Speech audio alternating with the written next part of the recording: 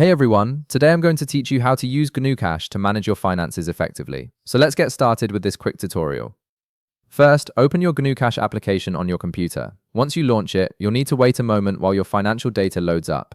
This process usually takes just a few seconds depending on how much data you have stored in the system. During this time, GnuCash is retrieving all your account information and transaction history, so give it a moment to fully load everything. After your data has finished loading, you'll be presented with your main dashboard where you can see all the accounts you've set up. This is the central hub of GnuCash where you can view and manage all your financial information.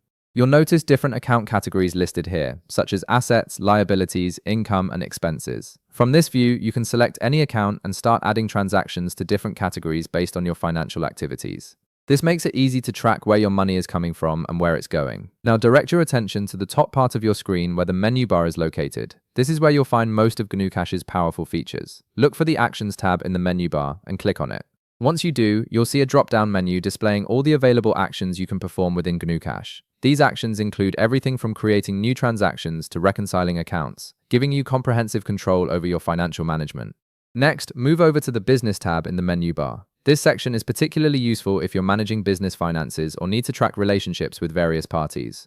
When you click on this tab, you'll see several action options specifically designed for customers, vendors, and employees. Take a moment to hover your cursor over each of these options to reveal the available actions underneath. This will show you all the different ways you can manage invoices, bills, and payroll within the application. Finally, to get a comprehensive overview of your financial situation, access the Reports section.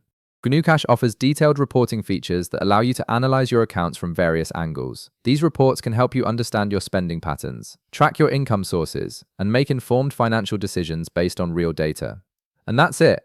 You now know the basics of navigating and using GnuCash to manage your personal or business finances. If this video helped you out, be sure to leave a like, subscribe, and I'll see you in the next one.